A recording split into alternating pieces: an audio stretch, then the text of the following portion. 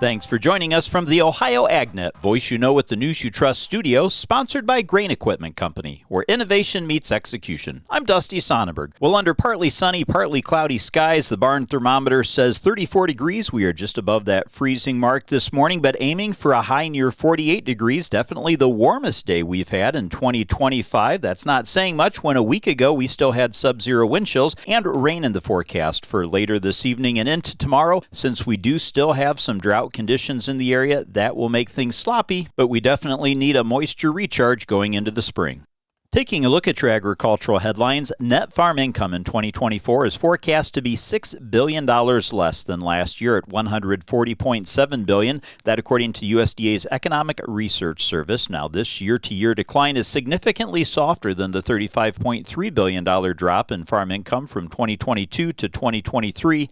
The forecast isn't much different from our prior forecast released in September, but somehow it feels a little more important as we near the end of the year to evaluate the current state of the farm economy as a starting point for considering what challenges and opportunities may lie ahead. That according to Kerry Letowski, the senior ERS economist who led the farm income team. Now, net farm income aims to reflect the year the production occurred and accounts for the changing grain inventories, depreciation, and other non-cash expenses. Net farm income measures net expenses and receipts in a calendar year. Net farm income at $158.8 billion is forecast $1.8 billion or 1.1% below the previous year. It's pegged at farmers selling more grain than they grew, reflecting the surplus inventories farmers carry from year to year.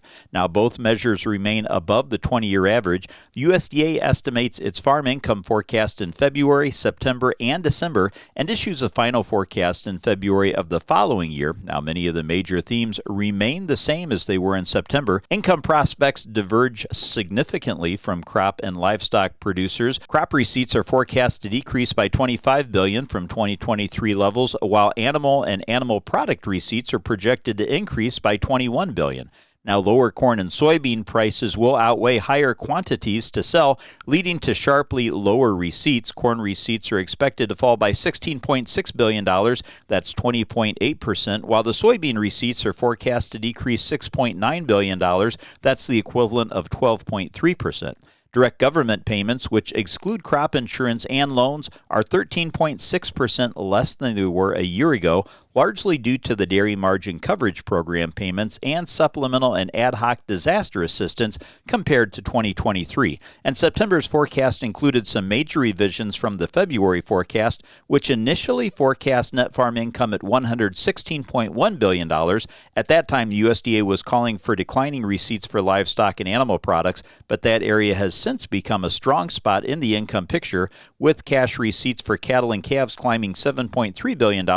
That's 7.2% due to higher prices. Let's take a look now at your Thursday weather forecast, brought to us by Seed Consultants. Simply better performance, online at seedconsultants.com. Mild air surging northeastward across the state today. I'm Chief Meteorologist Ryan Martin. Quick Ohio forecast update for you here. With the warm air coming in, clouds are building because rain is coming. Scattered rain showers are going to be trying to push into southwestern Ohio as we head toward late afternoon and sunset. We'll spread northeastward and cover the rest of the state overnight tonight through the day tomorrow. Could see a long tail in northern parts of Iowa. All in, all done. I'm projecting anywhere from a quarter to 1 1/4 inches, 100% coverage of rain across Ohio. We dry down for Saturday, a little bit cooler there, but get some sunshine. Sunday is mild again.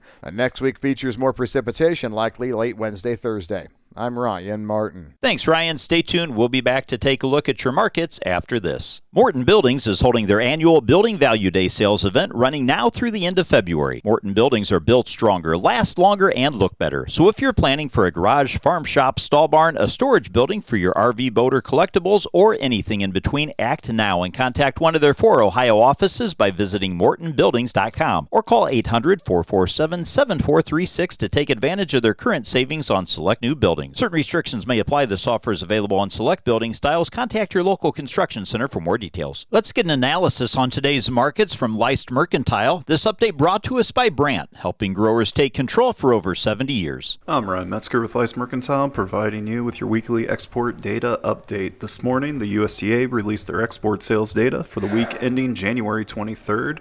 and the results were mixed versus expectations. New sales of corn were in line with expectations at 1.359 million metric tons. New sales of soybeans came in below expectations at 438,000 metric tons. And finally, new sales of wheat surprisingly came in on the higher end of expectations at 456,000 metric tons. To meet the USDA's export targets, we will now need to see weekly sales of 602.6 thousand metric tons of corn, 222.3 thousand metric tons of soy, and 158.4 thousand metric tons of wheat. Thanks, Ryan. Let's take a look now at your markets brought to us by Seed Consultants. Simply better performance online at seedconsultants.com. Well, March corn is trading down 6.5 cents at $4.90 and 1/2 cent. March soybeans are down 16 cents today, $10.44 and 1/2 cent. But wheat for March is up 3/4 of a penny at $5.63 1/4.